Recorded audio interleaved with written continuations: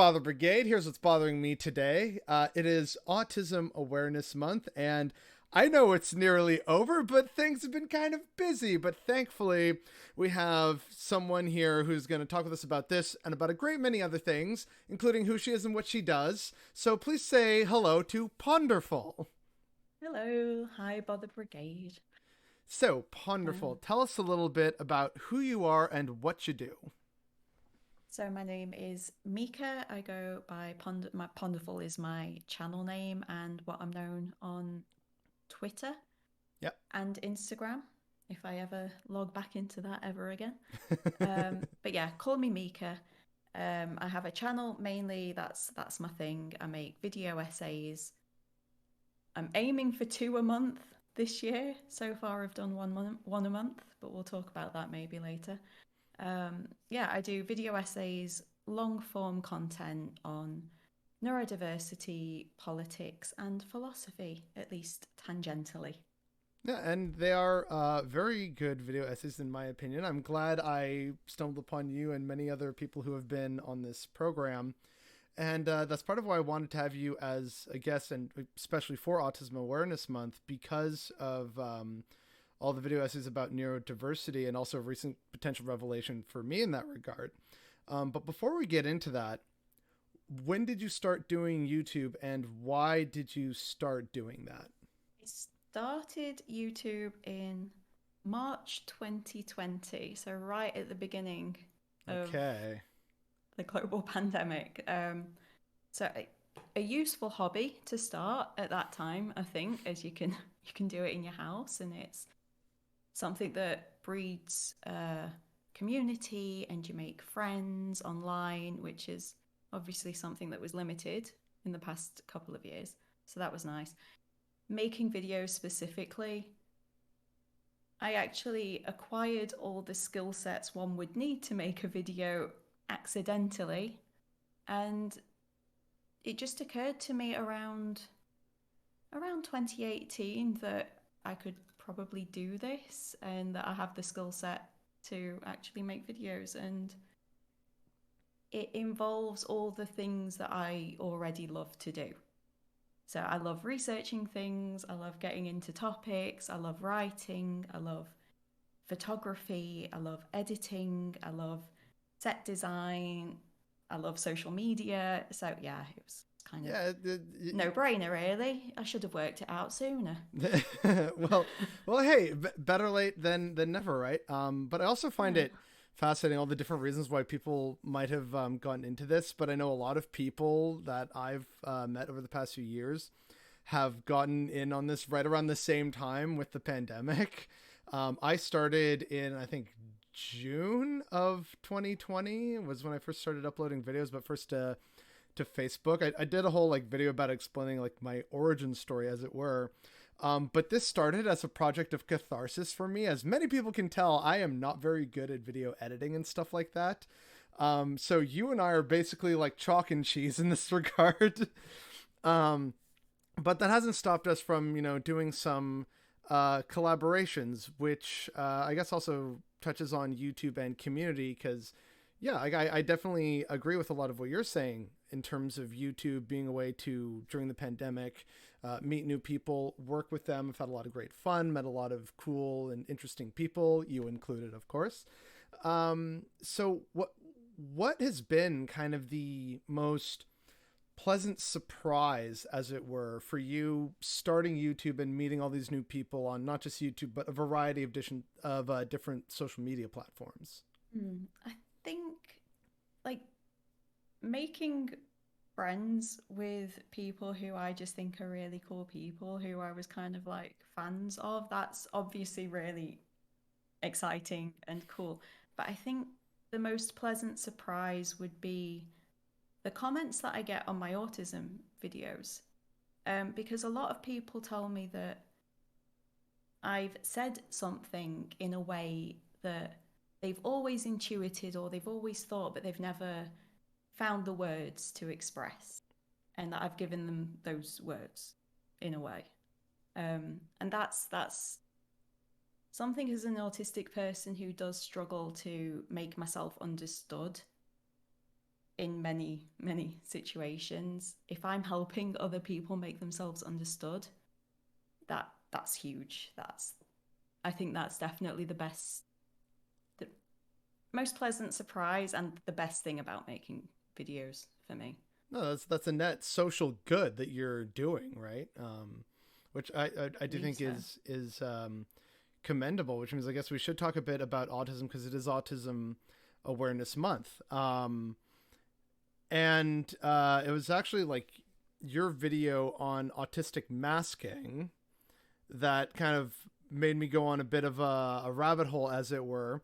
I was like, a lot of these feel relevant. And so I started, okay, Autism Awareness Month, autistic masking. And I started seeing post after post and thread after thread that seemed very relatable. And then I took like I think it's called the CAT-Q test. Yeah. And it basically says, if you score over 100, you are masking to some kind of extent. And I got 109. So I was like, interesting. And since then, also like a bunch of my IRL neurodivergent and autistic friends and autistic and neurodivergent friends and comrades on Twitter were also saying, oh yeah, we're pretty sure you're autistic. So like, I don't have an official diagnosis, but survey says, in terms of the court of public opinion, that on some level I am neurodivergent, which in some ways is a relief, because of like just past things of starting like, man, I just don't ever understand this stuff. Is that something that's wrong with me? Or is it just something about, society, whatever it was? So this provides a kind of, not a full answer, but a kind of stepping stone to like, oh, okay, so this could help explain some of it. So how and when did you yourself find or come to the realization that you were neurodivergent? It was around 2018.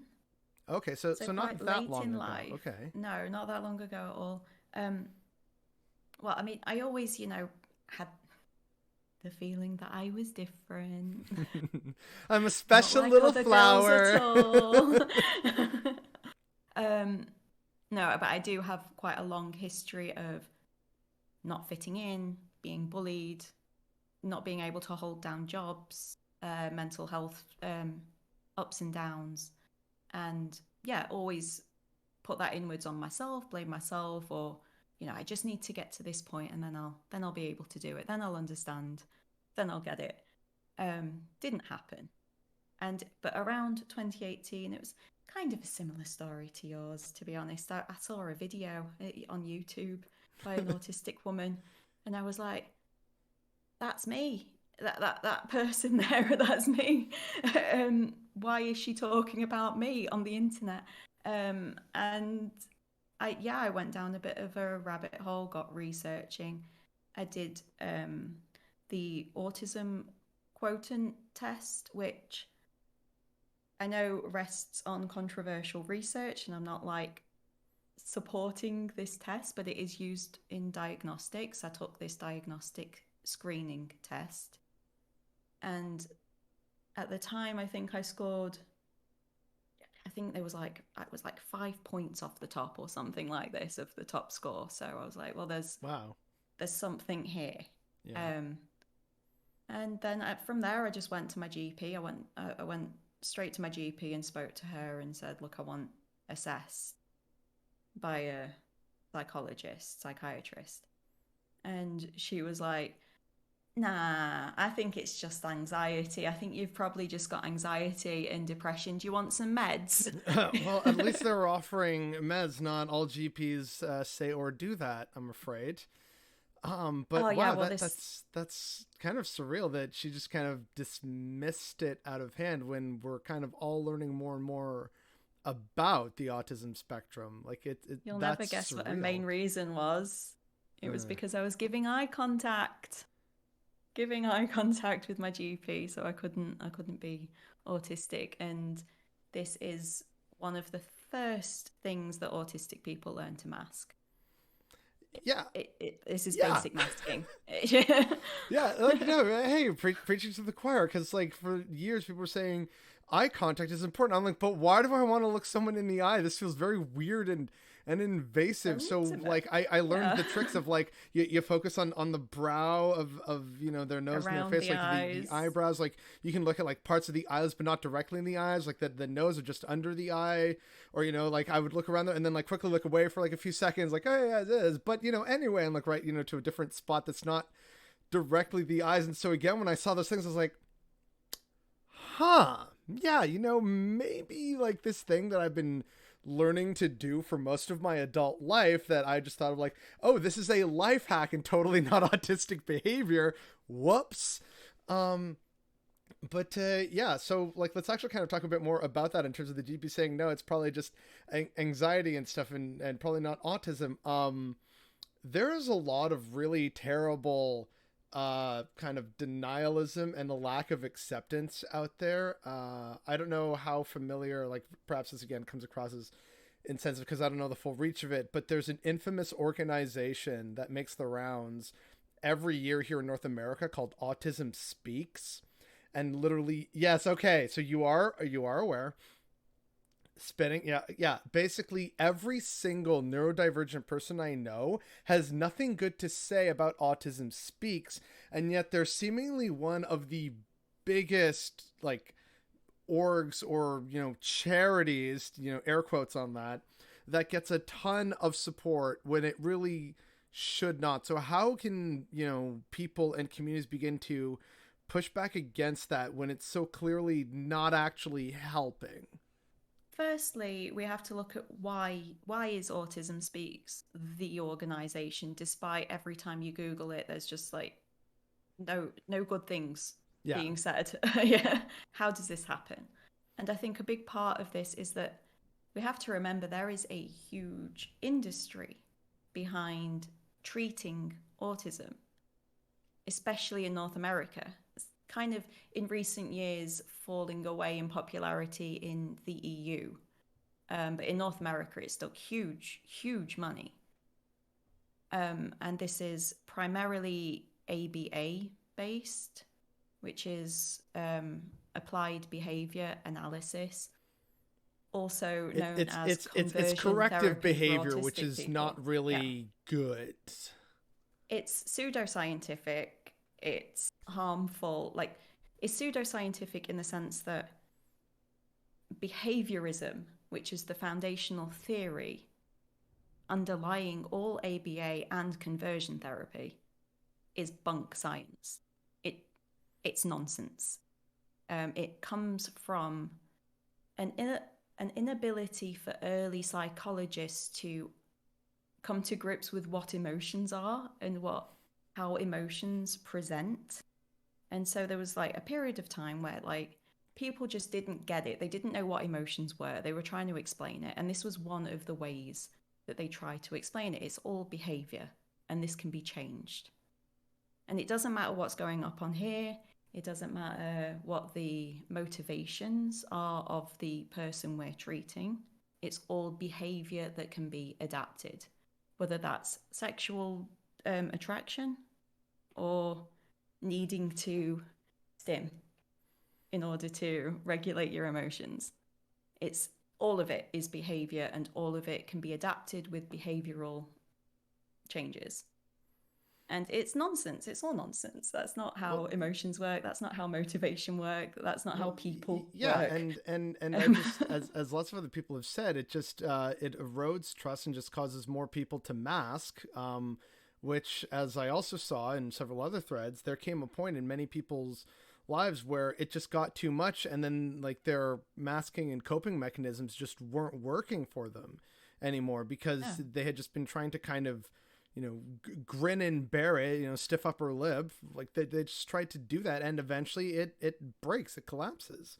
You get burnout. That's what my masking video was primarily about, was the burnout that comes from having to mask your autism for your whole life every day. Yeah, like I said, your video was very important to me, of like, I feel like this is relatable in a lot of ways, and I've seen and heard stories like this. To sort of touch on a slightly earlier tangential point that we were beginning to make, I guess, about autism, and when you sort of came to that conclusion, have you found in the wake of, you know, seeing another different YouTube video online and sort of being like, oh, this is me, has your journey in part that led you to YouTube and everything, has it also led you to a further understanding and acceptance of yourself? Because I know that can be an issue for some people in terms of coming to grips with that, either because of internalized self-guilt or, you know, upbringing and, like, you know, expected behavior at family gatherings and stuff like that. So has you know, your journey been, I don't want to say improved, but like, has it been made clearer for you in the wake of that in 2018?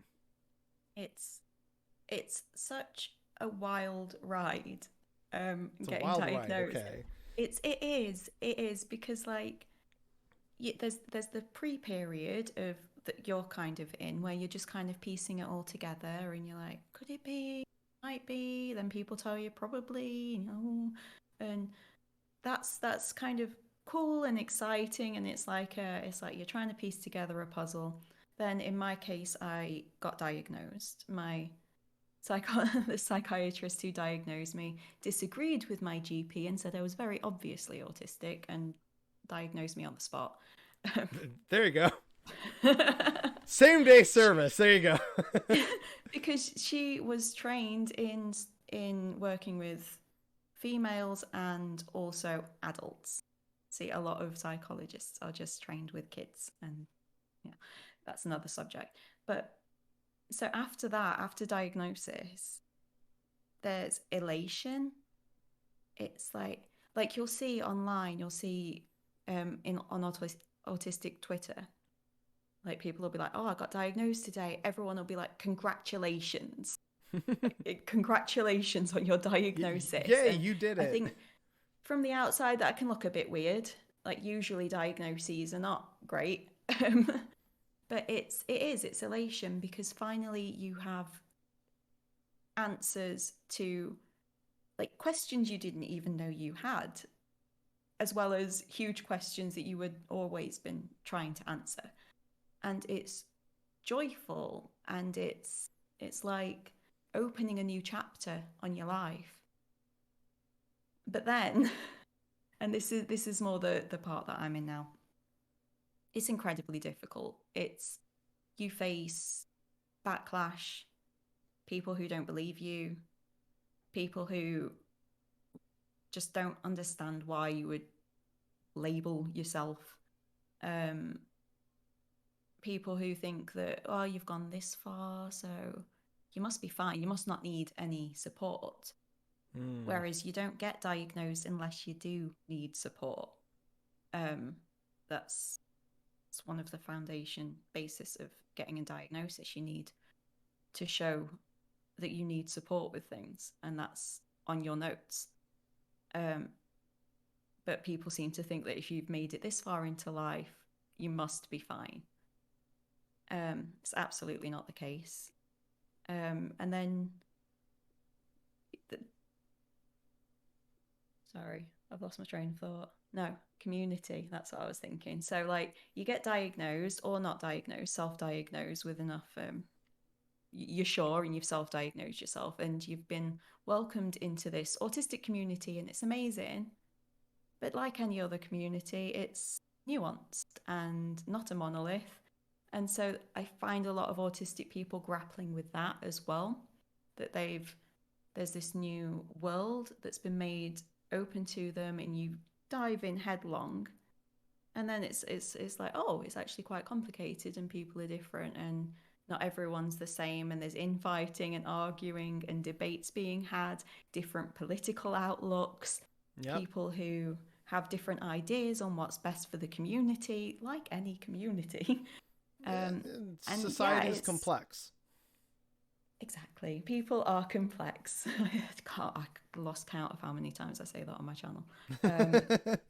It's like that's your thing, whereas John the Duncan's thing is different things are different. Different things are different. We have fun Basic here. stuff. Yeah. So like that was just a quick little tangent that I want to sort of touch on, but then we should kind of return course, as it were, to the whole, the problem with ABA and Autism Speaks and advocacy and people who, they may have their heart in the right place, but it's a little different in terms of who and what they may be supporting that comes, under fire from other people who would say like, hey, no, you shouldn't support, Autism Speaks as the main example. So based on what you've seen and experienced as a member of the autistic community, what do you think is a good or a positive step forward towards addressing something like that? Like, is it moving away from that, or just listening to autistic people, or is it advocating for policies regardless of which party is proposing them? Like, what's something that you've seen and heard that would be a more amenable and helpful solution? Solve autism. Autism advocacy. That sounds but like how do we begin to ideas. More positively support autistic people and the autistic community? I think we're at the point now where we can quite safely say, like, just don't support Autism Speaks. And like, if they're not autism run, it's not an autism charity. I think that's like, we can say that now. We can be a bit black and white on that. Like, just if autistic people aren't involved in the running of the show, it's probably not doing the best autism advocacy. That's basic, I think. Should be basic, I think. On a societal level, I do think we need to depathologize. I think we do need to come to an acceptance of neurodiversity as just a thing that is. All people are different. Brains are complex. That's just the nature of it. Sorry, don't pathologize it. Let's just be chill. Neurodiversity, it's a thing. It's asking fine. The world to be chill, that's a big ask, Mika. I'm not gonna lie. True. But these are big questions. True. Oh, sorry, continue. No, I was just gonna say, like, I'm hesitant to point people in the direction of certain autism run organizations, because there is still controversy about different autistic run organization and different debates going on within the community about what's best. So for most people out there, when it comes to Autism Awareness Month, listen to individual autistic people. Listen to what they're saying. Realize we're all different. Realize that no monolithic organization is ever going to say all the right things that speak to all the autistic people. Accept us as just a natural part of the variety and beauty of humanity, and listen to what we have to say. Don't treat us as this other kind of group that you have to go through a charity in order to communicate with. You can just come and talk to us. We're here. Hi. Yes, hi everyone. Again, it's basically near the end of Autism Awareness Month, but I did want to talk about it, not the least of which because I do have actually several family members who are like diagnosed autistic here in Canada. They're mostly cousins, and they are, I know people don't necessarily like using the term spectrum or like, like mildly autistic or like high functioning. Like, I know that's a whole thing, which I'm not, prepared or have the wherewithal to properly get involved in or have an informed discussion about, but they are autistic to, varying degrees. One cousin of mine is nonverbal. The other one is verbal, but still will do things that to me, it's like, yeah, I recognize that that's not maybe normal, but she's not harming anyone or herself. So like, whatever, kid, you just keep being you. Like, I really don't mind, just as long as you don't hurt yourself. And so it's like that's some of what, I've seen and grown up with in interacting with other members of my family. And that's also meant that sometimes I see on social media posts about how terrible and awful this system is, especially here in Ontario. the waiting list for getting into like a program that helps and support parents with autistic children. Basically, it's a gross oversimplification of everything, but the waiting list has only grown and grown, and support, whether it's like financial support or program support for families, is not getting out to families. The problem's just getting worse and worse, and no one's doing anything about it. And yet they're wondering, like, why are people so stressed and struggling? It's like, dude, you have like 50,000 families with autistic children or family members that they need to care for, and you are providing no support for them whatsoever. So, you know, it's not even just about charities and stuff. It's also like government inaction, especially here. And I can't speak to other provinces, because healthcare here in Canada is the responsibility of individual provinces, not necessarily the federal government. They just supply additional funding and ensure that like the systems are more or less equal between provinces. But like my healthcare card is only good here in Ontario. Like if I get sick somewhere else, it's probably, you know, fine. They understand, okay, yeah, he's just a fellow Canadian. But if I were to say move to a new province like British Columbia, I would have to get a British Columbia health card, and I'd have to cancel my Ontario card, for instance. So, you know, it's a weird sort of tiered, like federalized system here. And as someone from Europe, can you tell us a little bit about how the system is over there in terms of like perhaps Britain or wherever in the EU you are? Like what's the similar terrible nightmare situation? Because I just gave a very oversimplified view of what it is in this nightmare province of Ontario, but I'd love to know what it's like elsewhere. Well, yeah, I am British, so I do have experience of the British NHS. I was actually diagnosed in Ireland, which is more of a privatized system. So, yeah, everything, all the steps was privatized of my diagnosis. So it was very expensive. I was going to say, rest in peace, your wallet. Yeah. And now here in Germany, things are a bit different by state, but I'm not sure to what extent that affects healthcare. I mean, at the minute, I'm in Berlin, and honestly, just trying to find available appointments is a nightmare. So I'm yet to determine how well everything goes here. Okay, because I haven't been able to wait find. time's also really It's bad. not going well. Yeah. And Yeah, by the way, it's on not like a going completely great. unrelated note, I just noticed we both have a version of a Mandalorian in our back screens. You have Mando, and I got Boba. Yeah, I This is also great. have And Boba. yes, but Boba's also your cat. I don't know if you'll have noticed, but that fuzzy lump in the back corner there, that's your kitty Boba. And patrons got an exclusive view of Boba earlier, so be sure to check that out. But the kind of like follow up for me about this question about, you know, you and being British and now living in Berlin, Germany.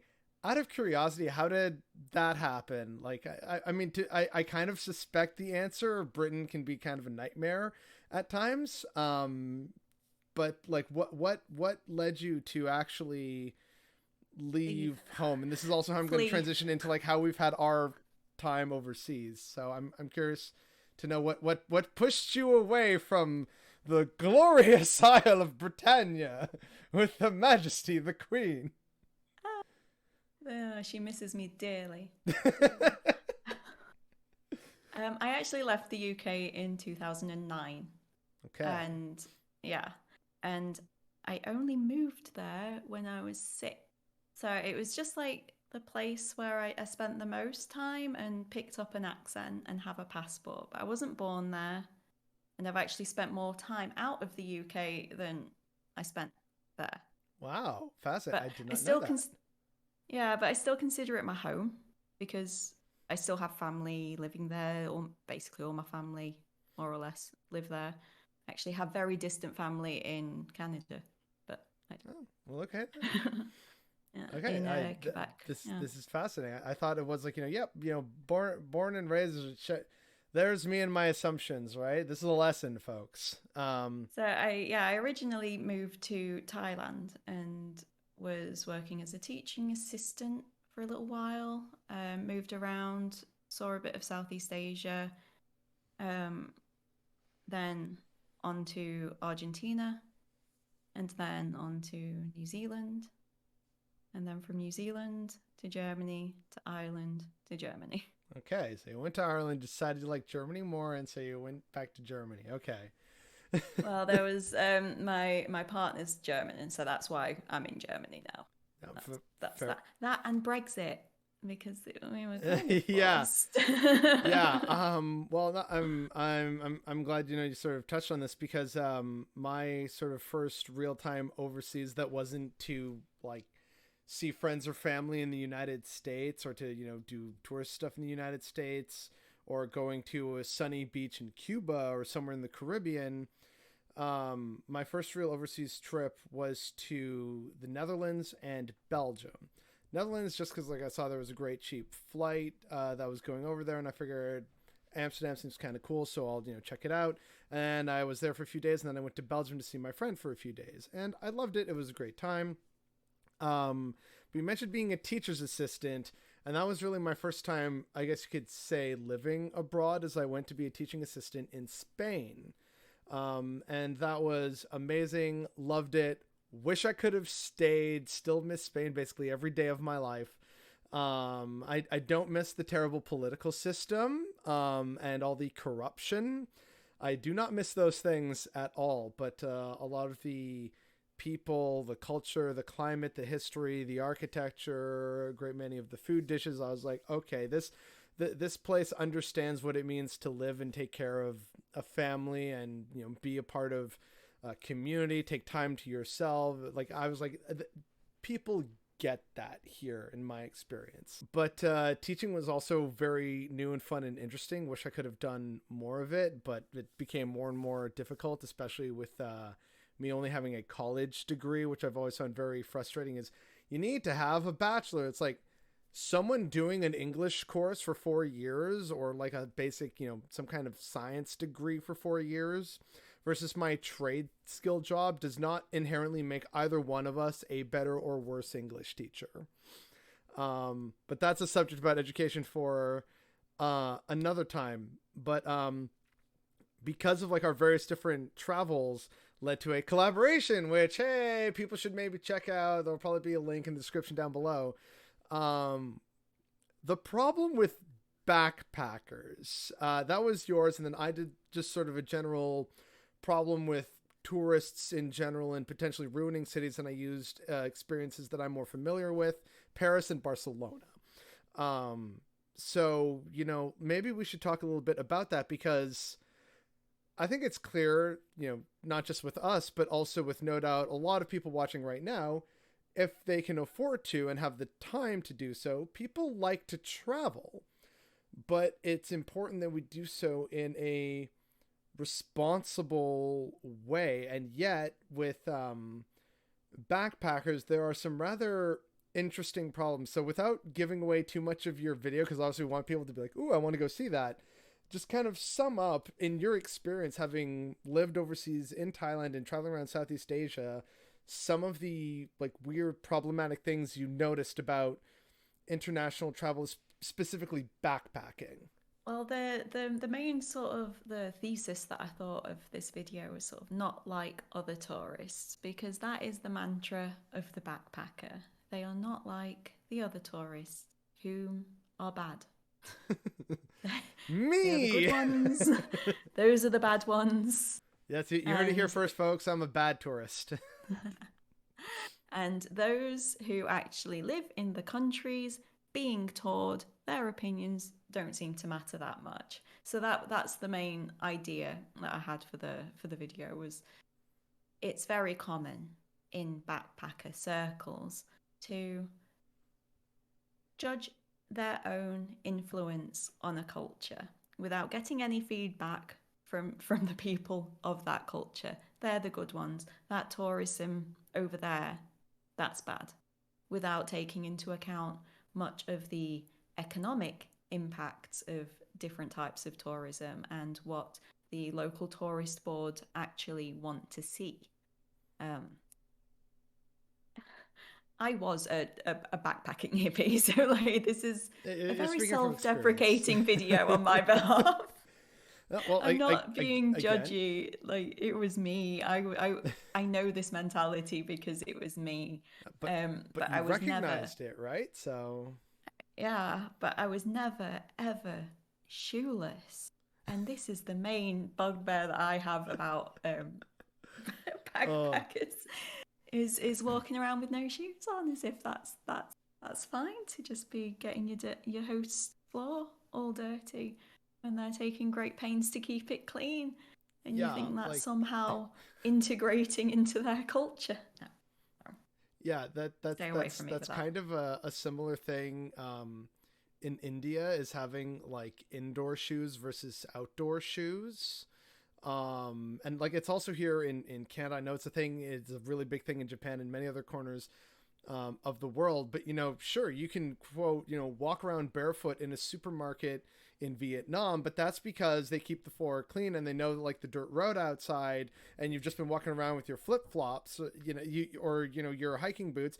Please take those off. Sure, you may keep your stinky smelly socks in there, but at least they're not covered in muck and dirt, hopefully. And then not tracking in mud. We take the shoes off. Yeah. That was actually something that like weirded me out when I went to Spain, is lots of people would still wear their shoes inside the house. Like I know in many parts of Southern Europe, a lot of places still have tile or wood floors, so it's easier to like mop and wipe up and sort of like through ongoing maintenance keep clean. But as a Canadian, it was still really weird to me of like, you just come in right off the street wearing your sneakers? Like, what? No, I'm taking my shoes off. I'm sorry. And I know that's a Canadian thing to say, but I'm doing it. So, weird little cultural quirks like that you don't necessarily expect. My main bugbear with a certain subsection of backpackers are the beg packers. The ones who sit there with signs like, fund our trip to, elsewhere in Southeast Asia. It's like, are you kidding me? You have more money than most of these people see in a year, and you're begging for like, someone else, including other potential tourists, to pay for you to, go do. And sure, some are doing like busking, so they're not just begging, but it's still like, dude, what are you doing? Even if they don't have the cash on them, they have the ability to make the money elsewhere doing other things. And busking, yeah, you might say, but I'm doing a thing. I'm busking, and that's fine in most cases, like at home and stuff. But usually, entertaining the tourists is a real big moneymaker for the locals. That's like the whole reason tourism is good in any way. Like if tourism is good, it's because locals can benefit through revenue. That's like the only way it's ever going to be good, is if they benefit and are in charge of the ways in which they benefit. Yep. And you're directly targeting that by busking and doing artisanal crafts and selling them on beaches. That's what locals are having to do to make money. You're directly targeting their revenue, and that's to me worse than being a tourist on a package holiday in a minibus, wearing the wrong stuff or whatever. I think local people think that's worse too. Probably because you're like directly taking money out of their pockets. But as I also touched on in my sort of companion video to that, because I was talking about the sort of general aspect of tourism, like a lot of stuff that I've done. Take a flight, usually, see museums or galleries, shows, maybe take, a tour, like do a walking tour and stuff like that. And, you notice that there are areas that are just chock full of tourists, and it's not even really like a part of the city or the country that belongs to the locals anymore. And a lot of the, like already most of the money that I spend to get somewhere, whether it's Spain, France, India, except like in the case that I have extended family in India, so I stay with them. But for a great many people doing this kind of tourism, a lot of your money is going to big international corporations rather than to locals. The closest you might get is, of course, local businesses. So restaurants, shops, bars, nightclubs, local tour organizations, stuff like that maybe. But for the most part, a local in Barcelona, for instance, has only seen property values go up, a lack of property to be bought or rented because they're all a bunch of Airbnbs or unofficial hotels and hostels now.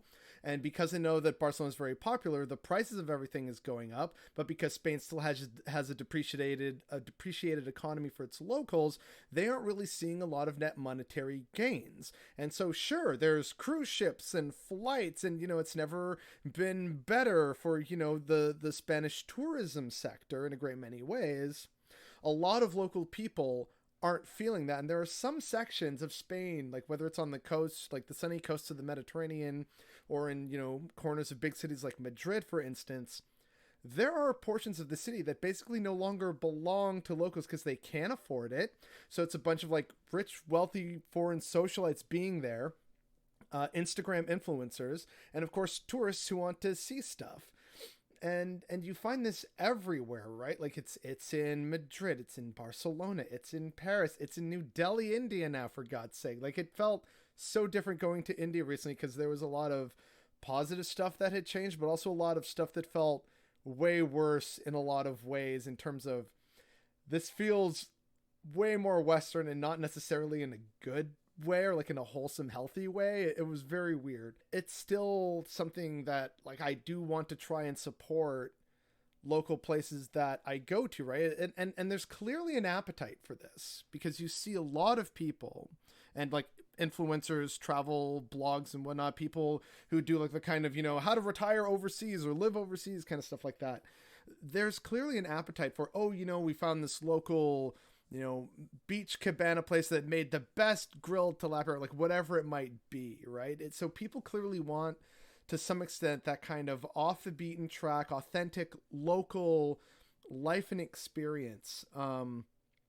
But it's kind of this balancing act, because by bringing attention to that and more people wanting that, sure, it brings in more tourists. And so initially, right, things are really good in terms of, look, this small little, like, it started out as a little fishing community in Ecuador, and it really helped the locals, and they were making more money, and they could get like proper paved roads, and they could send all their kids to school, and the community started really thriving.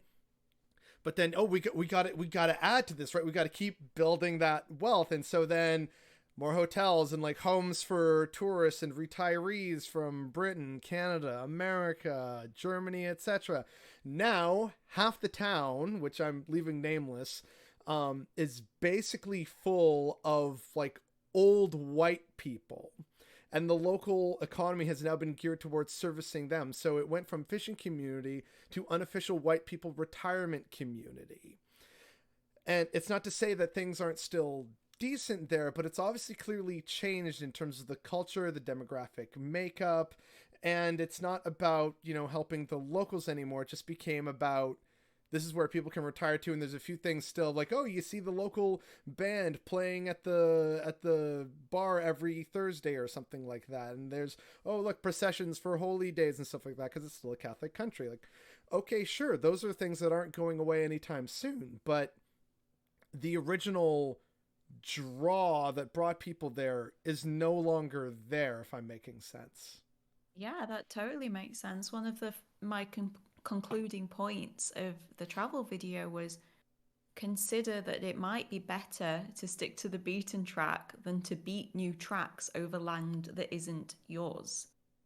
Because if it's white people going, look, here's a load of authentic stuff that you might like, let's all go here, then you're gonna end up with exactly what you just described. And there might be a period there where the little fishing village is benefiting and it's still a little fishing village, but it won't be for long. And that's the point.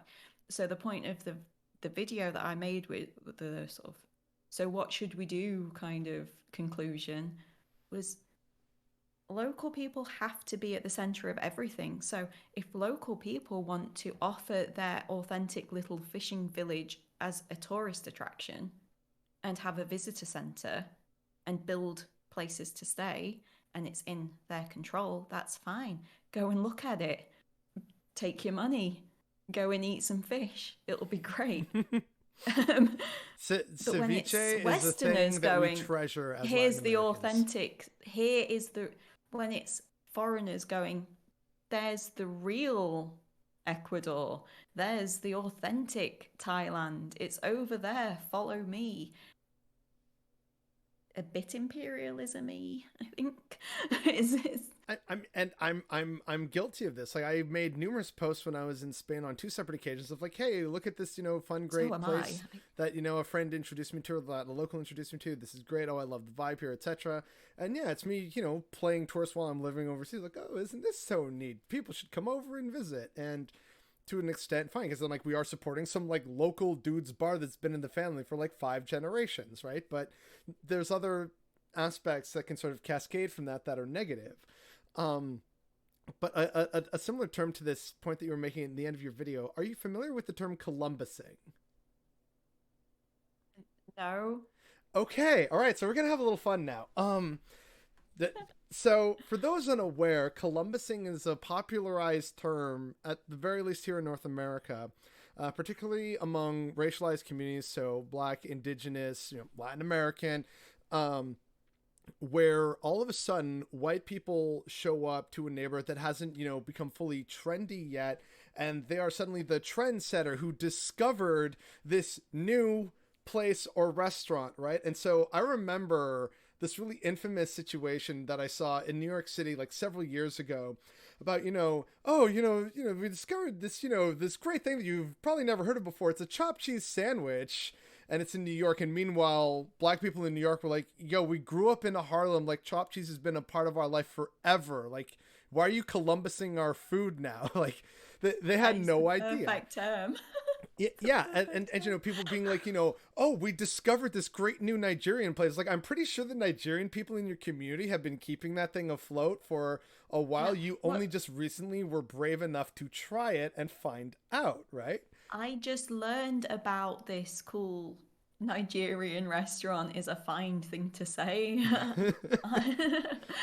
But like that's No, we have to the be term, right? discovering It's like things. you're Columbusing. It's like, oh, this cool new neighborhood with great food. Like there's a fun hookah bar or whatever it is, and it's like we're so tired of the established trendy areas, and then like the new area of town that we targeted 10-15 years ago, but now that's become too trendy and bougie or whatever it is. Like all of a sudden it's not cool, it's not hip, it's not distinct, it's not unique anymore.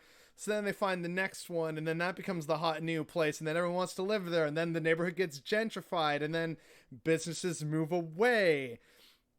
And this happens honestly everywhere. Like I've seen this happen in various Canadian cities that I've lived in or have like visited and heard from people. Oh yeah, this used to be like, for example, a working class neighborhood, and now it's like all like $1 million condos in Toronto. I'm like, how the fuck did that happen, right? So these are very real problems. But I just figured you should now know the new term of new term of Columbusing. I've Where just oh, look at this discovered great this new term. restaurant I found. It's like the restaurant's always been there, my guy.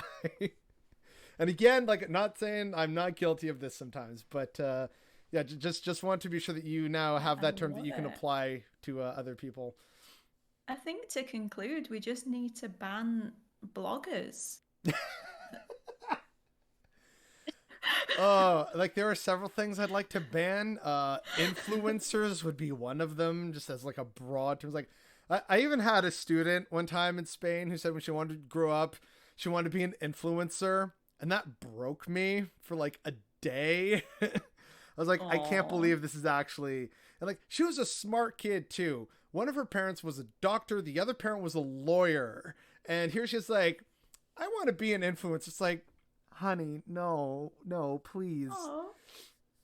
Now, I didn't But lose faith depends on what in we the mean children by because most of the influence. other children were saying like good things like, oh, I want to, be a scientist. I want to be an astronaut.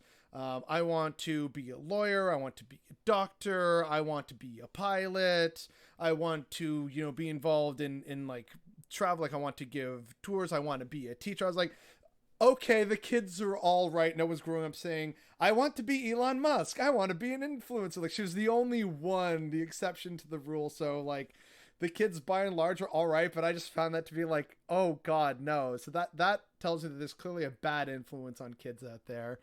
You know, I want to be an influencer. No, please, God, no. The timeline is already dark enough. It doesn't need to get darker. Are we not influencing now? Depends on what she wants to influence. She could be doing a makeup and going, state control over our lives is actually very bad and we should all become anarchists, and like that would be cool, and here's some nice makeup as well. She was a 12-year-old student, so I don't think she really had that kind of frame of mind, and considering the position of wealth and power that her parents had, I doubt she would honestly be a communist or leftist, especially considering the part of Spain that I was in was very conservative at this time. I basically, so like my first year in Spain, because I did 2 separate stints as a teacher in Spain. The first year I was attached to a Catholic school in like the inner area of Catalonia.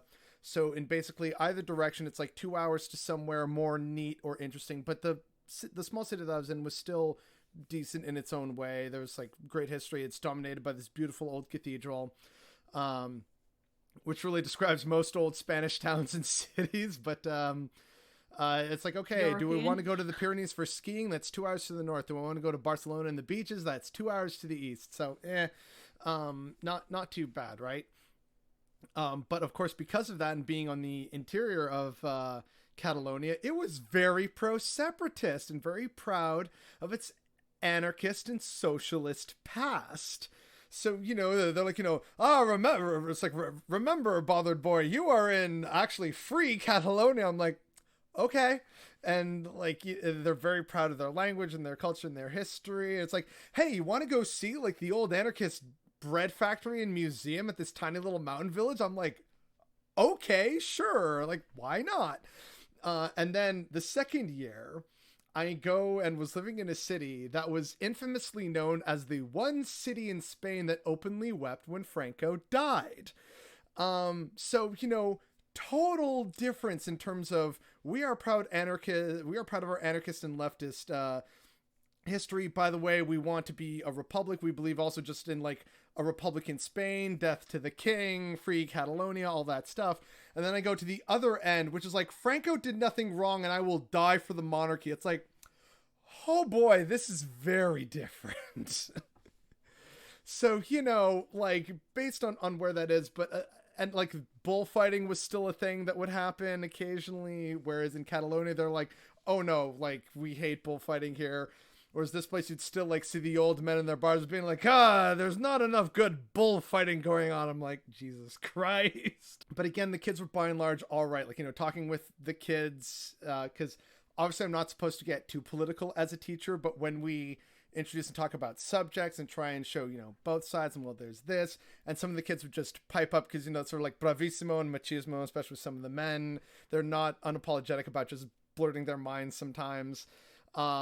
For the most part, they were good. They're like, yeah, no, I hate bullfighting. I don't know why we still do it here. Or they're saying, oh no, situation's bad. I wish someone would come and actually like reform it. We don't have job prospects. None of the parties in power are really going to change that. Like, I'd like to believe Podemos, like the Progressive Party, could do that, but like really, like who knows? Like, I doubt it. So, you know, it was a whole lot of that. By and large, they seemed okay, but it's still like the older established history of this city and some of the things you see in here and in bars and around tables is like, oh yeah, this is very different to where I was just 2 years earlier. Have you found anything like that when you've been living overseas, like a sudden jarring experience, even within the country that you've been living in or visiting? Like it just hits you like a brick wall. Like this is like a 180. Well, I spent long enough in Thailand that I was there through a few coups. Okay. There's a coup every now and then in Thailand. I'm unfortunately grimly aware. And so, yeah, that I tried to not, especially in Thailand, talking politics as a foreigner. You have to, unless you're very, very clued up, you probably shouldn't too much. Yeah, leave a diplomatic answer. Yeah. yeah, so I did become quite quickly aware that the political divides and the causes, I guess, of other countries are just kind of beyond my understanding. I can't offer an opinion. I can't, in a number of years, hope to fully understand both sides. I mean, in Thailand, there's pro monarchy, there's anti monarchy kind of divides. There's a lot of corruption. There are a lot of rules on what you can and can't say. Um, and yeah, I think I learned very quickly that what my place was, who I am, and to just watch and listen and observe and learn, rather than offer an opinion. A lot of And oh okay answers. a lot of new people to Thailand didn't quite get that, because I actually worked for a little while for a company that ran TEFL courses. Okay. So I was meeting a lot of different people from all over the world, English speaking countries. Um, and a number of the younger ones were like, we should speak out and tell them why this government is wrong and why corruption is wrong and why the monarchy is wrong. And I mean, people know that corruption's wrong. yeah, I think they know, and they know the complexities of their own history and monarchy and the feelings and sentiments towards their historical monarchy. And you go right ahead and see how long you last going out there into Thailand as a foreigner and telling them all about why the monarchy is wrong. Yeah, that's probably not going to be a fun time. Which is what we It'll be a short time. want to do, right? When we go out, we want to have a fun time when we travel, and yet it seems like, just as an aside, it's like it just gets more difficult and more frustrating with every go. It's like the airports get more frustrating, flight experiences get more frustrating, just getting there and trying to get to your hotel, hostel, etc. There's always something coming up. So whether it's a delay or a miscommunication or a double booking, it's like there's always something, right? I don't know about you, but lately I've kept most of my traveling closer to home and in smaller doses, given, pandemic. But out of curiosity, where's kind of next for you on your travel adventure sheet? On the old bucket list. Yes, the old bucket list. I also haven't been doing any traveling at all in the past couple of years, but moving. I'd like to go north of here because I've never been up there. I've never been to Scandinavia or Iceland, and I think a road trip to Scandinavia would be a cool thing in the summer. Weak. I also find it funny that I, as a Canadian, have beat you to Scandinavia. I spent Christmas there with friends of the family, and this was when I was in Spain, second time, and then my mom also came over for a week, so it was like me, my mom, and the friends of the family staying in Copenhagen. And then we also went and took a little day trip up the coast a bit and saw Helsingborg, Sweden for like a few hours. But no, it was absolutely lovely. I had a great time. In some ways it felt very different and distinct, and in others it felt very familiar in terms of Christmas traditions and stuff. And like, oh yeah, there's like some cultural similarities here, but then there are other things that are like, this is extremely different. And yeah, I'm in a completely different country with a different language and history. But that's fascinating that like, haha, I beat you. Haha. I actually haven't seen much of Europe at all. Really? I left went in 2009 to Asia and then stayed in the Southern Hemisphere until 2017. Okay, so where have you? Maybe we should tell our viewers sort of where we've been in the past. So like, I guess I can go first. So of course, various other parts of Canada, the United States, Mexico a little bit. Normally, again, is day trips from friends and family in Southern California. I've been to Cuba, and I've been to the Netherlands, to Belgium, to Spain, Andorra, France, and I guess, Denmark, and also briefly, a day in Sweden. And I've also been to India a few times. So unless I'm missing anyone, I think that's it. Okay, so oh, I've lived in the UK, Ireland, Germany, Hong Kong, Thailand, Argentina, New Zealand. That's a lot I of think places that's to all of them. live. I think that's all of them, and a few continents too. I've taken holidays. I've visited the States. I've been to Florida and Hawaii. So like, Okay. I didn't see the just the extreme points. Didn't see like the core, as it were. No, just the tips. Um, yeah. So South America, I just spent time in Argentina and Uruguay, which I enjoyed quite a lot. Liked it there, Uruguay. I've always wanted to go to Uruguay. No, I liked it. It was a bit colonial, but the people were nice. Well, okay, so People like were nice. I know my Latin American history, like in many cases broad strokes. There's some areas that I'm more familiar with. But basically Argentina and Uruguay for the most part were settled by white people and predominantly Italians, which is why it's a kind of a joke that Argentinians and Uruguayans speak Spanish with an Italian accent. That's like In Spanish the in joke. Argentina, it's terrible. Yeah, but I'm saying like just like in terms of like the accent, that's kind of how people try and interpret it. It's obviously not entirely accurate, but that's the joke, right?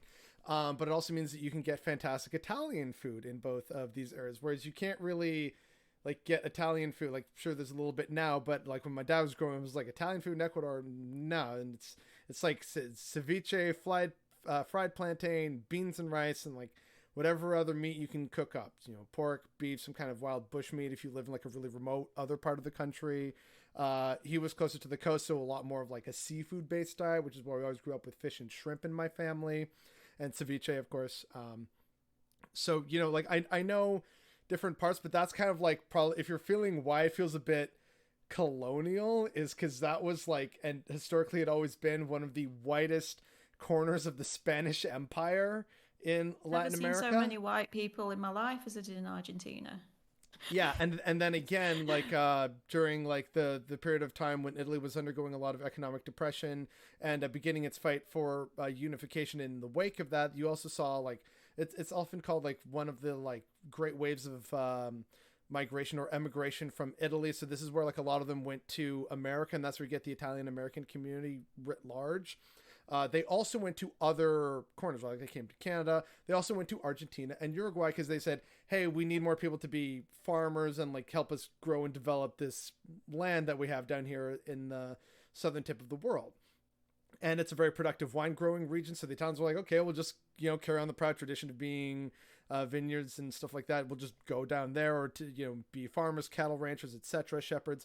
So it made sense. And so as a result, yeah, like Argentina and Uruguay are very white, whereas a very indigenous country like Bolivia is very much non-white, right? So there's a diversity in Latin America that a lot of people don't think about Mm-hmm. or realize, often due to the fact that a lot of understandings of Latin America are through an American lens, which means you're basically getting Mexico, Puerto Mexico, yeah. Rico, and Cuba, and that's it. So everything is like Mexican or Cuban, right? Or, Puerto Rican in that regard. So when people think of Latin America, unfortunately, they think of like Mexico and Mexican Spanish and sombreros and tacos and tortillas and stuff like that. Whereas, as you can probably attest to, Argentina feels very different to that.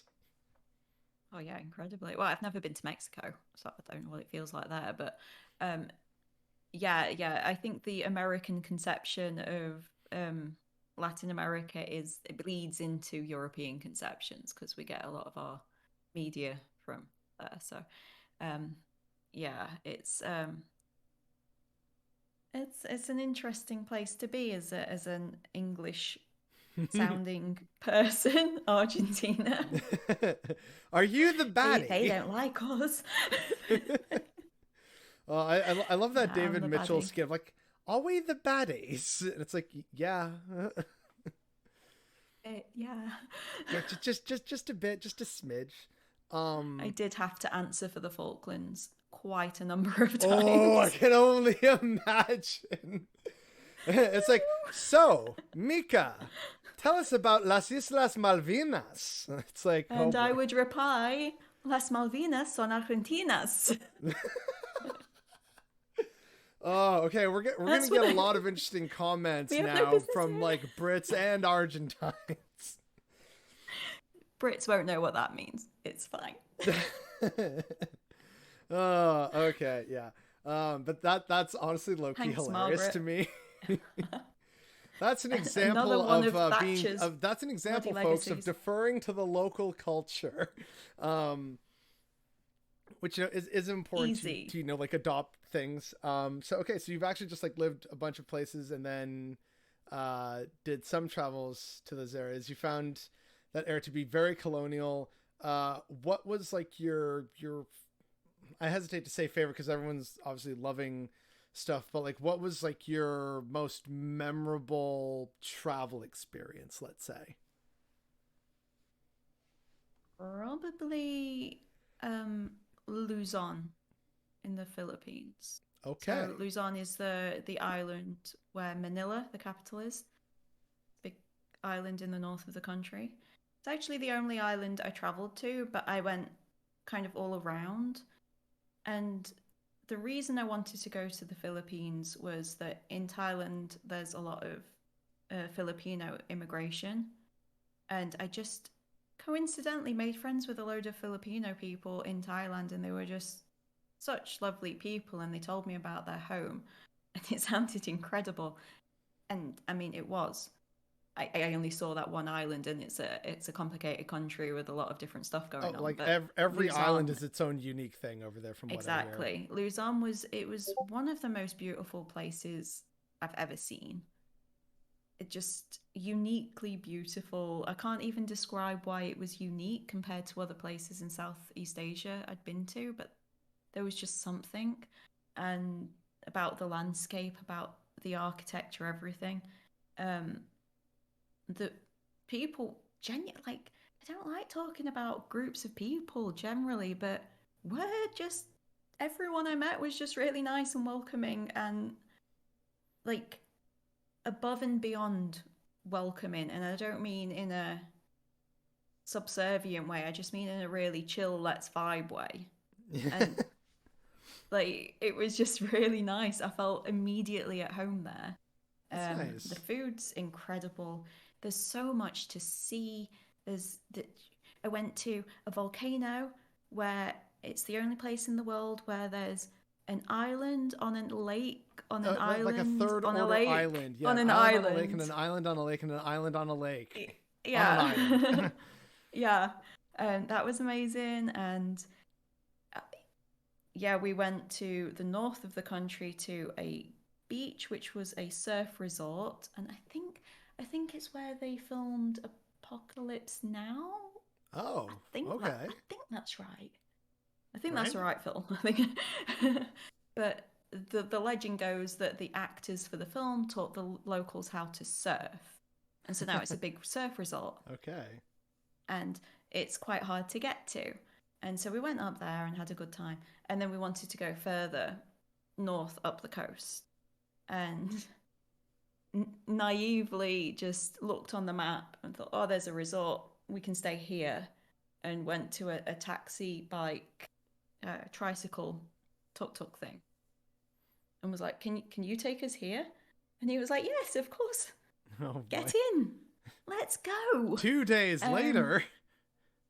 no, it was a good few hours drive, but it was up and down mountains that were like mountain roads with just precipice there, dirt roads. Like I'm holding on to this motorbike tricycle thing, banging my head on the on the roof. And we get to the resort and find that the driver like fully expected that he would just like stay there with us and we would pay for him and he would be like our personal driver.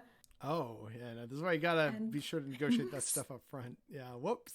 I didn't even know that was a thing we could do. But so yeah, it honestly depends some money on it depends on the driver. I find in like similar experiences where it's like some it's very much like, okay, I'll get you where you need to go and then you'll never see me again. And then others it's like, here's my business card, you know, my fee for hiring me for the day is X amount. I'm like, that's actually useful. So, you know, yeah, it might have been had we been prepared. yeah. But then we were at this resort on the northern coast, slightly north of this surf resort, alone. No other guests. It was a resort that was usually catered towards local weddings, Filipino wedding resort. So in the peak wedding months, it's very busy. But we were alone in this like middle of nowhere, beautiful place with again a wonderful host who was just absolutely lovely. Woman who had moved from the city to have a quiet life, and it was just amazing. The best place. It was just wonderful. I'd love to go back. Yeah. That does sound really, but also really nice. Also the Philippines, you know, you go to Manila and you go to the museums, and the history of the Philippines is just a history of invasion after invasion after invasion, and it's although my Filipino friends, like even without prompting them, right, they're always very happy to mention the fact that they, you know, fought off people with yo-yos, and also that they killed Magellan. They're like, yeah, we killed Magellan and we fought people with yo-yos. I'm like, respect. I've never seen such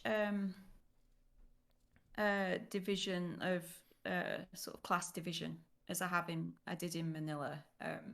The classic kind of luxury apartment blocks overlooking a graveyard where hundreds of families live, with kind of infinity pools on the balconies of the like.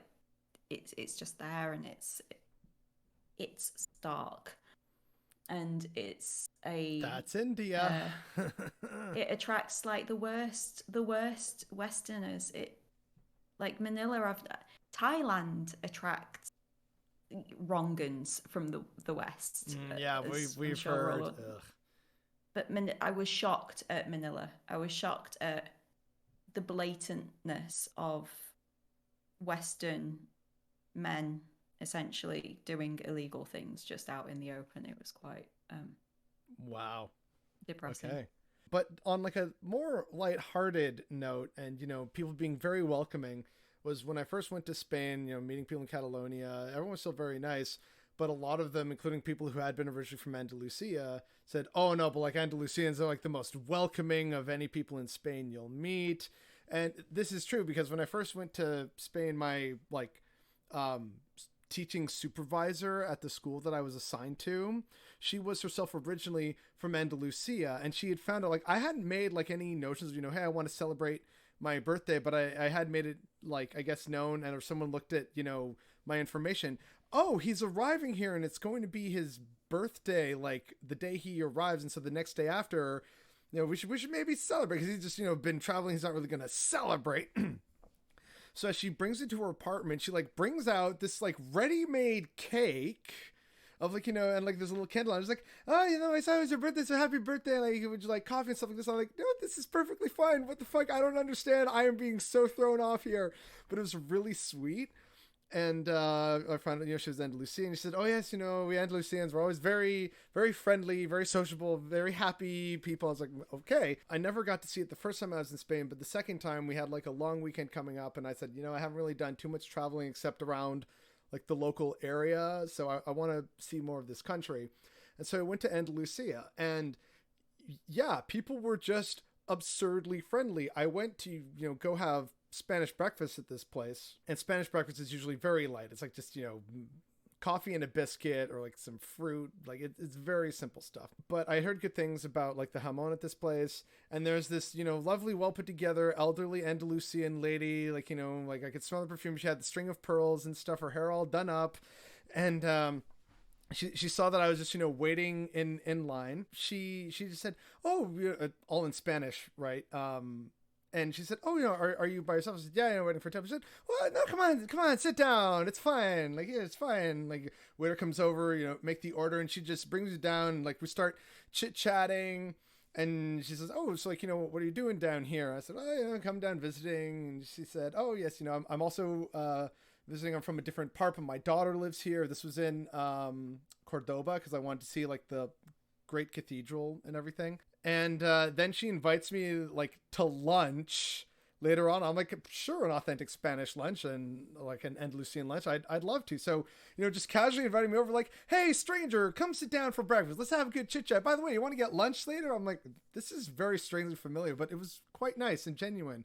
And then during other times when I was going out and like, you know, seeing stuff in courtyards and people asking like, oh, hey, you know, do you need information? Do you want to know more about this? Or, oh, you know, it's hot out there. You want some tea? You want some coffee? We got like cold water. We've got, you know, lemonade. We've got horchata. Like, well, what do you want? What do you need? I'm like, this is weird. Like everyone's so hospitable and nice. Like, what is going on here? So I definitely saw that was like a thing that other Spaniards have said, oh, by the way, you're going to get this if you go there. And it was absolutely right. So in your vein of the Philippines, for me, Andalusia was like, and just meeting other Andalusians was just, y'all are way too friendly. Like, it's nice, but like it's kind of just weirding me out a little bit. I'm eating all your food. Like most of the time I said no because I was just, you know, on my own schedule and just going around wanting to take pictures, walk around and stuff. But it just being told like, oh, you know, it's really hot. Like, here, come into the shaded patio or courtyard. Would you like some water, tea, juice, or chata? Like we got a whole bunch of stuff. We just want to be hospitable to you. I'm like, this is lovely, but like, no, I must be somewhere else right now. It's like, I'd love to stay, but I have a lunch date with a different Andalusian family, and I'm a total stranger to them. So, yeah. But it was lovely. But for me, kind of like the most memorable, like, travel instance, there's this beautiful historic part of, like, northern Catalonia called the Val d'Aran. And it's historic because it's, like, some of the earliest Christian churches in the north of Spain and in the Pyrenean Mountains. And it was just absolutely breathtakingly beautiful. These old medieval villages and going into some of these old churches where it's like these the first and earliest like multi-story steeples basically that were being done on the Iberian Peninsula, and seeing like you can see old land and like old Spanish or old Catalan, or particularly because this was also near the area where the Aranese language was spoken. It's, you know, the Aranese language, and, you know, old paintings and frescoes that were done like in the Middle Ages before the Reconquista even got underway. It was just so overwhelming and breathtakingly beautiful and full of history, and like everywhere you looked it was just beautiful. The villages were beautiful, if obviously like, you know, old and a little decrepit, but there was like a rustic beauty to it. The natural beauty was just incredible, standing on top of mountains and seeing like the sky and the sunset and everything, and doing this with the host family. Just all these different experiences came together to leave this really lasting imprint in my mind of like, I saw something special here that not a lot of people get a chance to see or experience. And so that I took that. But that's not to say that I also didn't love like being in New York City with the boys, right? Or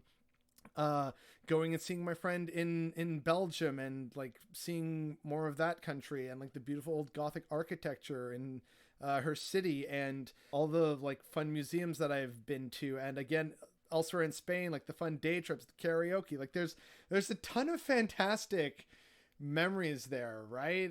And that's one of the great things about travel and stuff like that, for me anyway. But and maybe you'll relate to this as an autistic person. sometimes when plans change, I can struggle with that. I can at least recognize, like, it's out of my control. So, losing my mind isn't going to help. But internally, I am just like really not having a good time. But I'm just kind of like, just get through it. Just get through it. It's fine. We're going to get there. Yes, we're late. And I hate being late. And I'm going to have to apologize to people when I get there. And I'm going to hate that. But I can't change it. And I'm on my way. So, okay. And then, like, something else goes wrong. And I'm just like, so is this relatable to you? Oh yeah, I hate travel. Everyone always says, "Oh, Mika Here we are. It's like, we love traveling." travel, I'm but like, I hate it. do not. I like being in places. I like being in new places. I do not want to have to get there. It's very stressful. I hate airports. I hate flying. Flying is my nightmare. I never used to be scared of flying. I get more scared as time goes on, but just Really? being in the tube, trapped in the tube, that is enough for me to be just get me off. I actually like flying. I wanted to be a pilot when I was younger, so I'm cool with it. But I agree that like the process of doing that, right? It's like waiting, and then like you get in, and like other passengers like taking their time with like bags and stuff. It's like, I'm so done with this. Get me to a shower, please. Like, long flights, I start to get very touchy, and like I could almost kiss the ground when I get off the plane and breathe the air. Like, oh, real. Longest flight you've been on?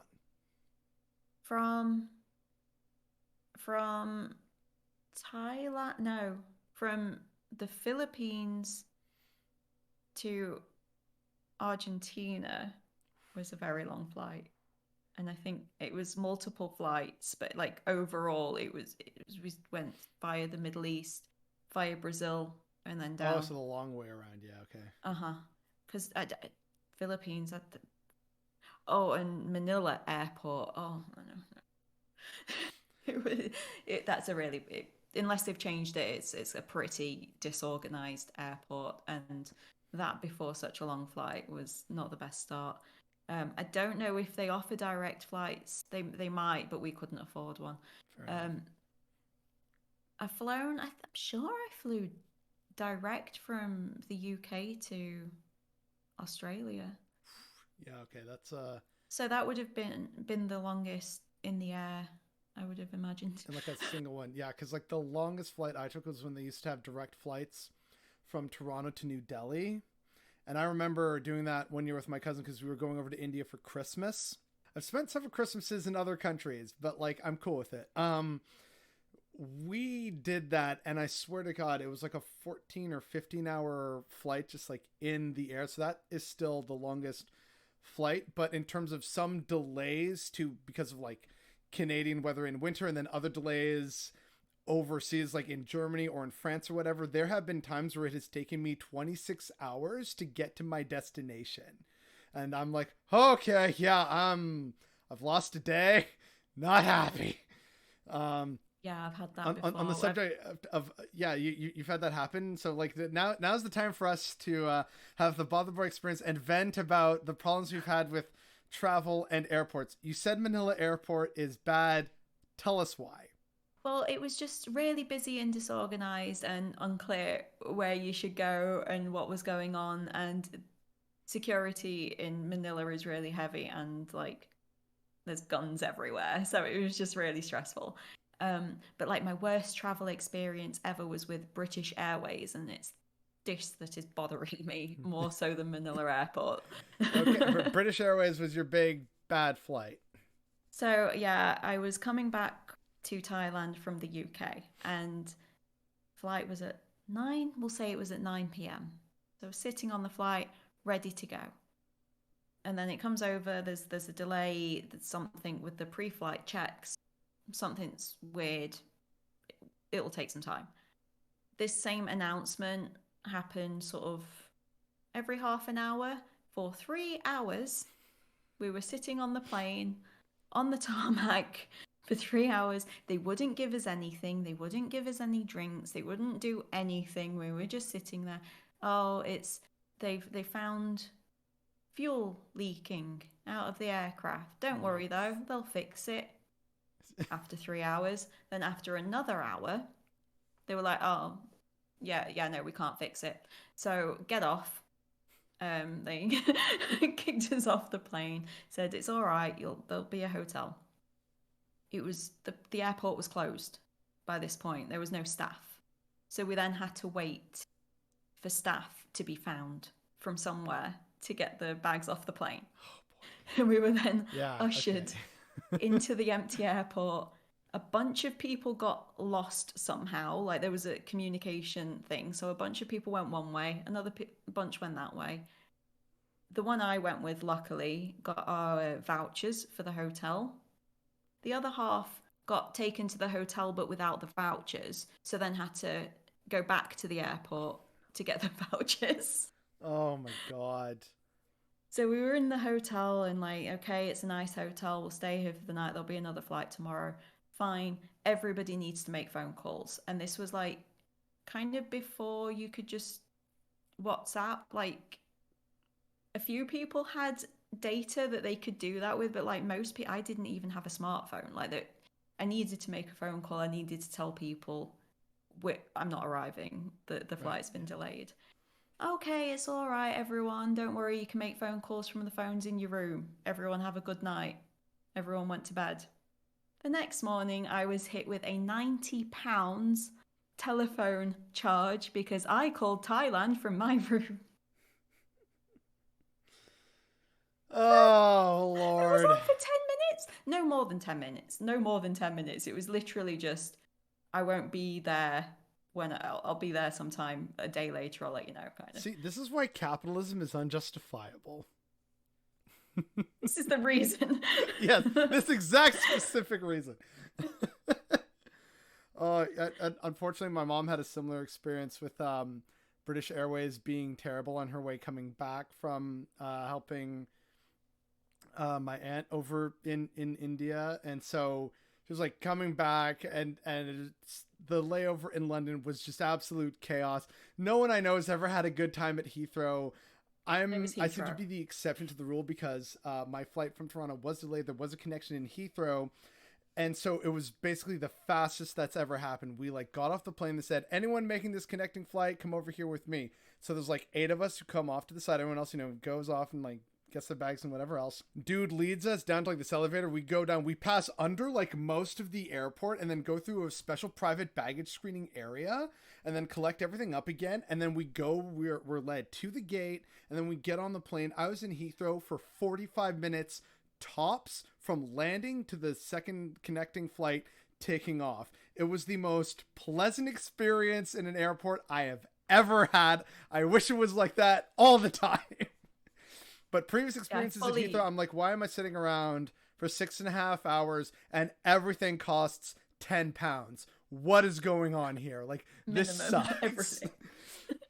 So yeah, not a fan. And your story also reminded me of my own terrible flight experience. I've never had a good flight experience with American Airlines, and we were stuck on the tarmac in Barcelona when I was going back the first time, and I was really sad about leaving Spain. I was like, no, I had such a good time, no. And like the plane is delayed, and then they say, nope, sorry, we can't fix the problem. And like again, there was no water.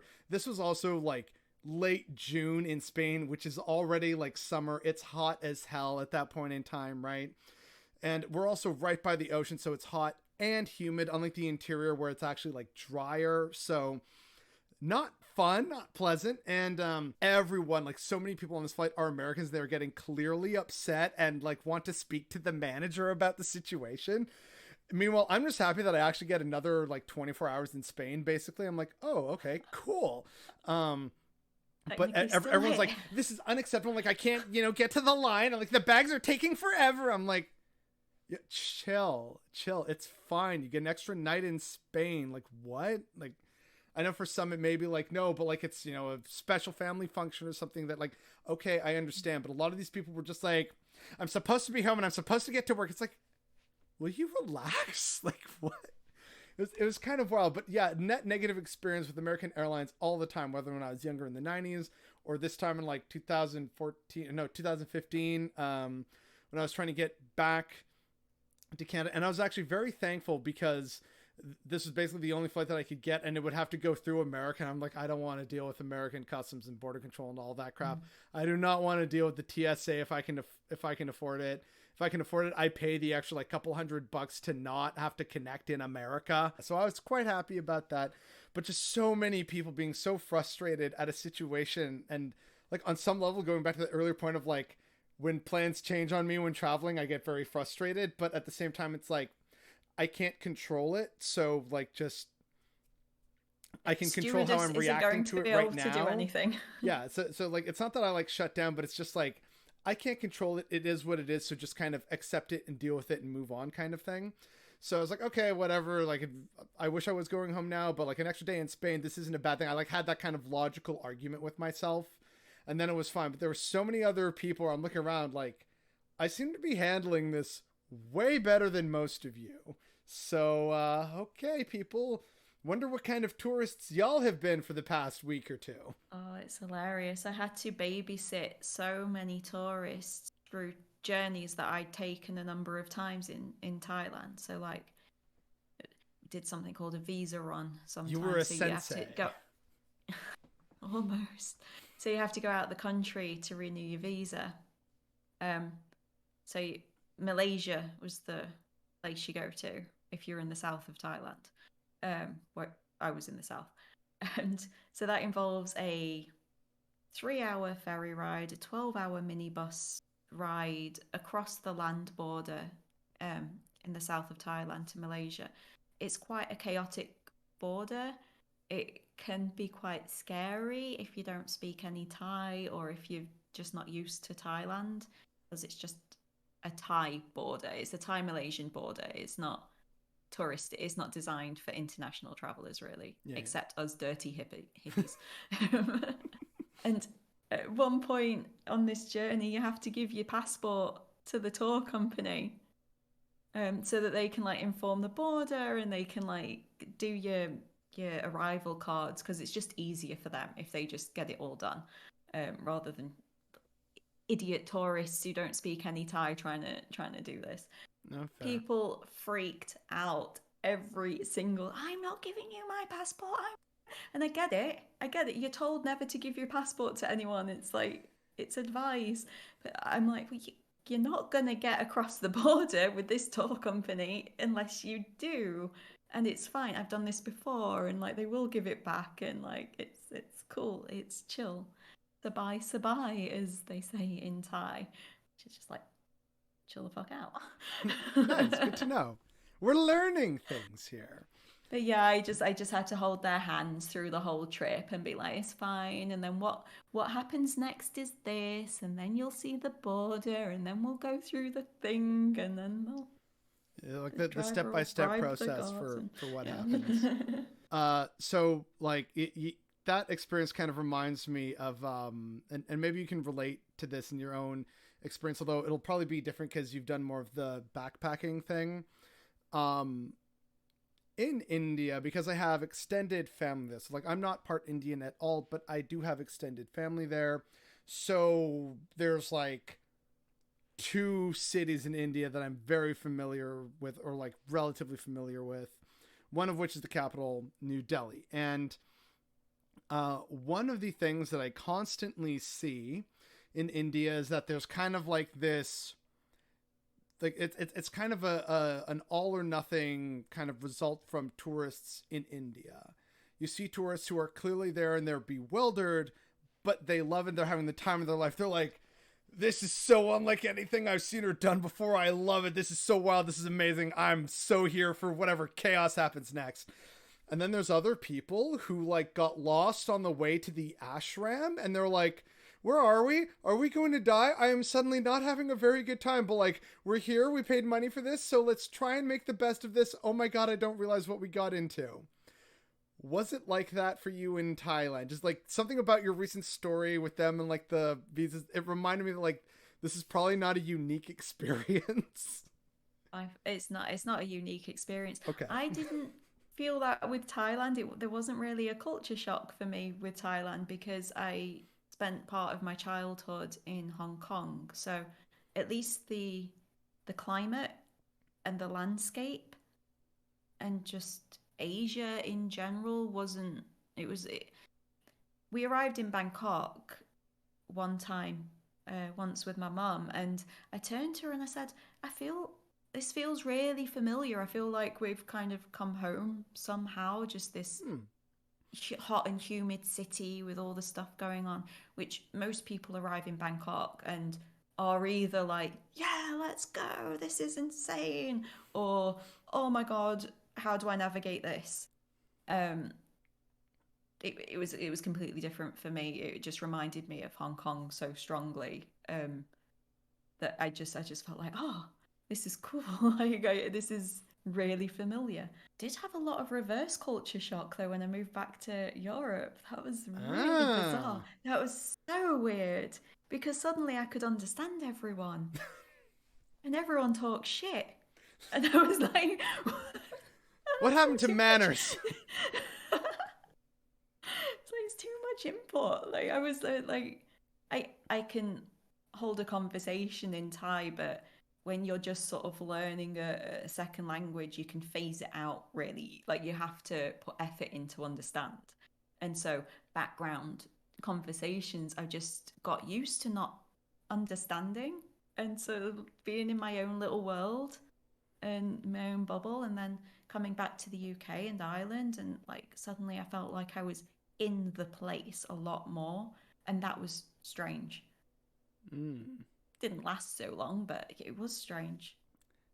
Well, I also reverse culture shock happened to me weirdly enough a few times. I've like there's definitely been the most culture shock when I first went to India, and when like my aunt and my cousin were picking us up. It was like the middle of the night in New Delhi, and this is when they were living in New Delhi at the time.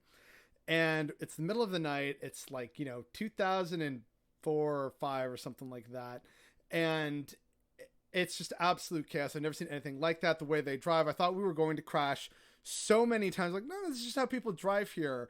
And so, like, as I got used to that, then yeah, it's fine. But then you come back to Canada, and then it's just, I miss the animals in the street, and I know that's a weird thing to say. Stuff like that. And when I came back from Europe, this was one that like really stood out to me of like how used to it I had gotten. Coffee culture in Europe. You have your neighborhood cafe, or like the cafe that you and your coworkers go to for your lunch break or after work or during morning break or something like that. There's always the coffee spot, and everyone has like their little cafe or a cappuccino or something, and it's always there in like a little ceramic dish with maybe a little biscotti or something beside it. And that's it, or like a little coffee at home.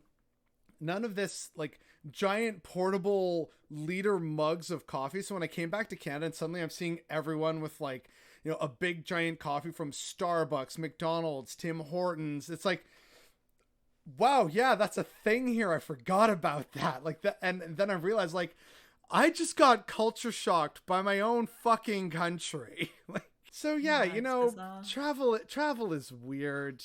Different cultures are different. They're fascinating. You get used to things, and then suddenly you realize, oh, right, it's different. And, that shows that we're all growing up in different things that have been normalized in some way. But as we start to wrap up here, I have like a few more questions for you. You said you actually grew up a bit in Hong Kong. What was that like as a white Brit in Hong Kong, especially given the context of Hong Kong's colonial British history? Why do you think I was there? I was very young. So Mika, you colonial rascal. Essentially. I lived in Hong Kong between the ages of 3 and 6 years old. So I was very little. So probably don't remember like too many things. I actually have a very good long-term memory. Oh, wow, I remember it very, very well. I actually have memories of being 2 years old in Germany. Yeah. Wow. Okay. I'm a marvel. But yeah, we lived there because my parents were in the armed forces. So we lived in a British Army barracks in Hong Kong, and we left because of the handover back to China, back Yeah. to China. Yeah, so it was very much entwined with that colonial history in Hong Kong. That was the only reason I was there, the only reason I left, and the reason why my memories of Hong Kong were mainly memories of a British Army barracks, which was a bubble, Fair enough. essentially. Um, I did get taken out. We had the lady who looked after me during the day. She took me out without my parents noticing, and took me to see her friends and her local friends, her Here's this little Filipino white friends. Yeah. And it was nice, and that was like one of my favorite times in Hong Kong was sneaking off into the city and into the markets and out from behind the walls of the barracks, because army brat. And That must have been quite a jarring experience then, because you're like Britain and army and regiment, and then you go into the chaos and authenticity of like Hong Kong by a local. That's fascinating. she wasn't local. She was an immigrant in Hong Kong from the Oh, okay, all Philippines. right. But she had local friends and Filipino friends who lived Okay, okay. in the city proper. Um, but yeah, it's bizarre thinking back, because like obviously I was like 4 or 5 years old. I had no understanding of the politics or why we lived there, or and like whether even I did have a sense of division, and the sense that we were another in a country, and there obviously was a lot of imperialist and racist and Eurocentric talk by army people around me growing up there. So Gee, the I did have, legacy of the centuries-long British Empire. Who'd have thought? and so I did have some sense that this was something of a political arrangement that I didn't quite understand, and that we were apart from the country we lived in. So that was weird as like a very small child who couldn't comprehend such things. Um, yeah, I can't remember what the question was about Hong Kong now. No, just about like you said that you had actually like grown up there, so that's why I had said that. But then you said, "Oh, it's about the military base and everything." So you actually answered the question. Yeah, sure. So yeah, I did. I spent part of my childhood there, and then we moved to the UK when I was 6 years old, and then I left the UK when I was 21. Okay. Yeah.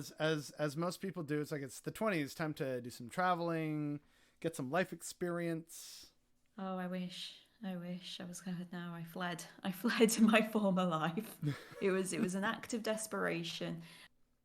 It's, when I say I've worked and travelled for over a decade, and obviously I've posted beautiful photos on Instagram the whole way along and wrote blogs. People think that that was just like a nice, cool, fun adventure for me, but psychologically, let's get some therapy done here towards the end of the show. I was running away the whole time. Like, I was always looking for my spot in the world, running away from abusive relationships and trauma and all kinds of things. The reason I left the UK was because I had a mental health crisis, and my family thought it would be nice for me to see Thailand. And I just stayed. I went for 6 weeks. I packed for 6 weeks and I just stayed there. I realised like 5 years later that I said goodbye to a bunch of people and said, see you in 6 weeks. And I stayed for 5 years. It's like, did I say 6 weeks? I meant 6 years. Yeah. And so it was just, life just happened, and it just brought me to these different places. It was never I want to go and see this place and that place. And then I did. I met people who brought me places, and for most of those years I was in abusive relationships with not nice people and not having a very nice time at all. I'm sorry to hear that. Nah, it's fine. It's something that I'm open to talk about and want to talk about on my channel, because like abuse and things. I think it's something that if survivors can talk about it, they should, if they can. And I feel like I can, so it's fine. Well, there you go. Like, that's obviously entirely up to you and your decision. But then between all these different experiences, traumas, living, recognizing, division, whether it's in the moment or years later, the role that you played in terms of tourism as a net good or a net negative in some cases. What is it that radicalized you? Because you are pretty left wing. You talk a lot about neurodiversity on your channel, but you also clearly talk it in terms of like, by the way, capitalism is terrible. So, like what caused you to kind of have that conclusion or realization in your life? So there was a few points that I'd say there were 3 points that I can like say were moments in my life that shifted something politically in my brain. Okay. So the first one was 2003 when I was 16, and my government, my country, was invading with others Iraq, and I had taken part in the school walkout and protest. It was the biggest protests ever to grace the United Kingdom. We were going to stop this war. 1 million people marched in London, and school kids, myself included, walked out of class and all the rest of it. And then a few weeks later, I was sitting on my living room floor alone, crying as the BBC broadcasted live the first bombs being dropped on Baghdad. And that was a lesson for 16-year-old me that it doesn't matter. It doesn't matter if you get 1 million people out on the streets. The political class do not care if you all went outside on the same day. That they'll do what they're going to do unless you actually stop them. So that was a lesson. The next one was the financial crisis and the excitement around the Occupy movement.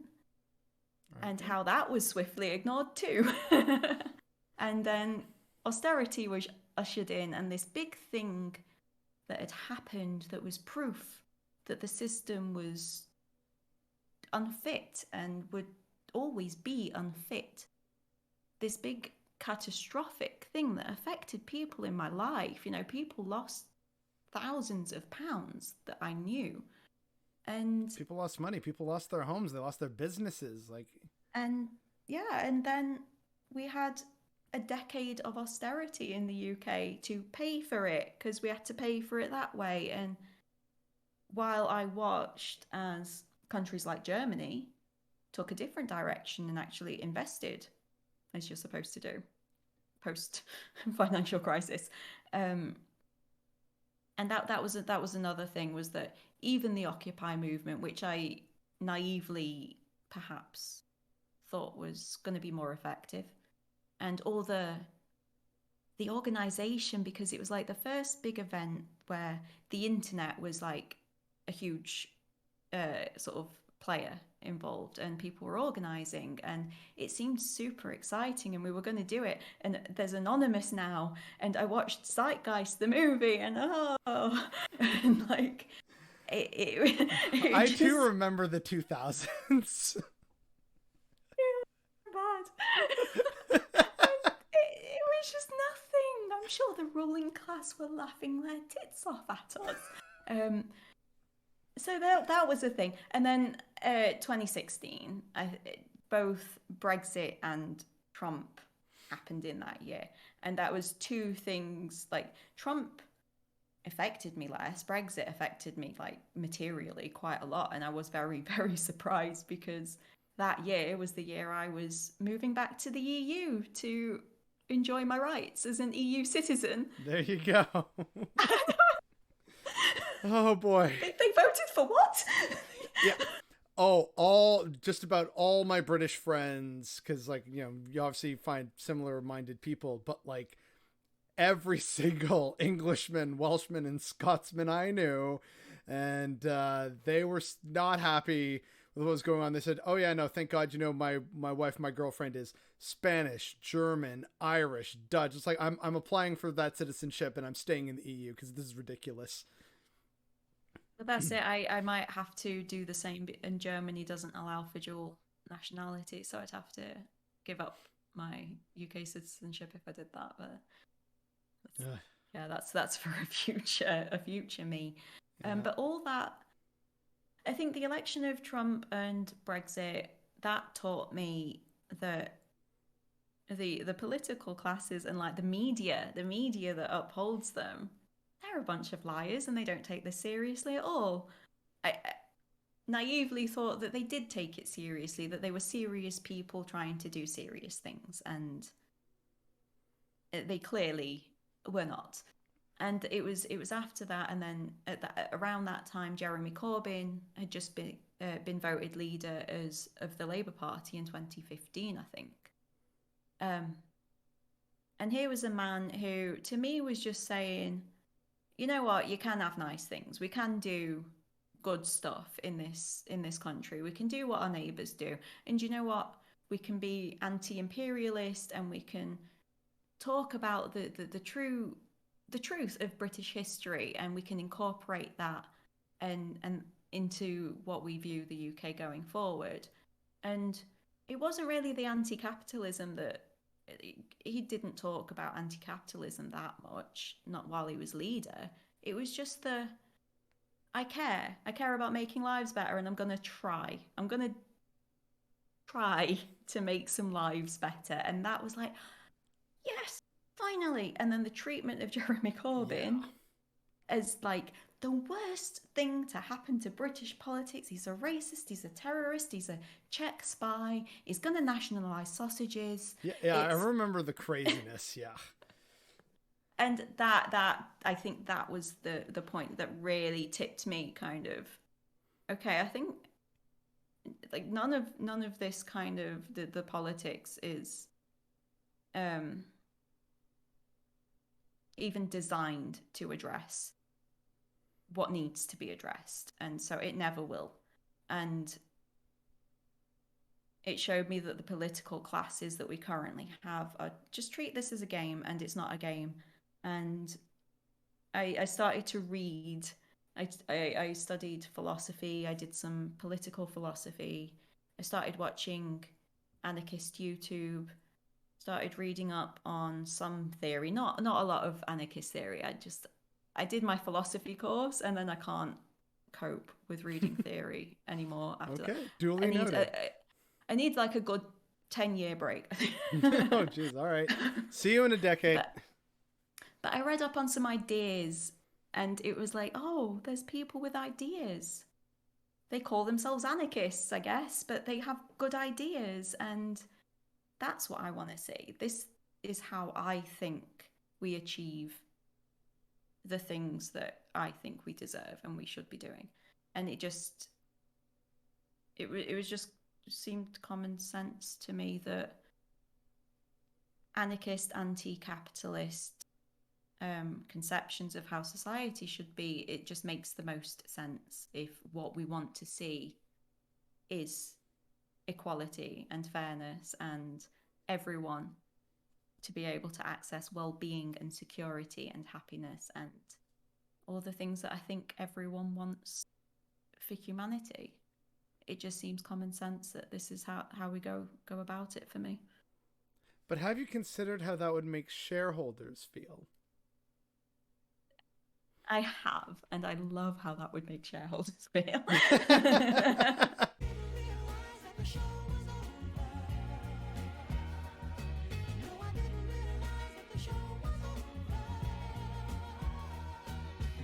Hi, Bother Brigade. Thank you once again for tuning into another episode of Progressive Profiles. I hope you had a lot of fun listening to Mika, aka Ponderful, and I talk all about, travel and autism and traveling while being neurodivergent and different cultural experiences and a little bit on colonialism. And again, if you haven't seen those videos, they will be provided down below, as will, of course, a link to all of Ponderful's socials. I, once again, really want to thank my patrons for continuing to support me and, this whole thing. I well and truly appreciate your support. It well and truly means the world to me. And again, there'll be a link down to Patreon if you decide to, join for some lovely little extras and, updates and other stuff going on behind the scenes. So, if that's of any interest to you, feel free to go and join us there. Talking with Mika today about, travel and all the different challenges we face and also living overseas, it brought back a lot of really good, positive, and wholesome memories, but it also reminded me of a lot of the problematic behaviors that we and others continue to exhibit while traveling or living in other people's countries, and how, we've had how long now to kind of figure this out and deal with it, and even with, of course, all the new technology and everything going on, travel is still an exhausting and frustrating experience, and that's what's bothering me today.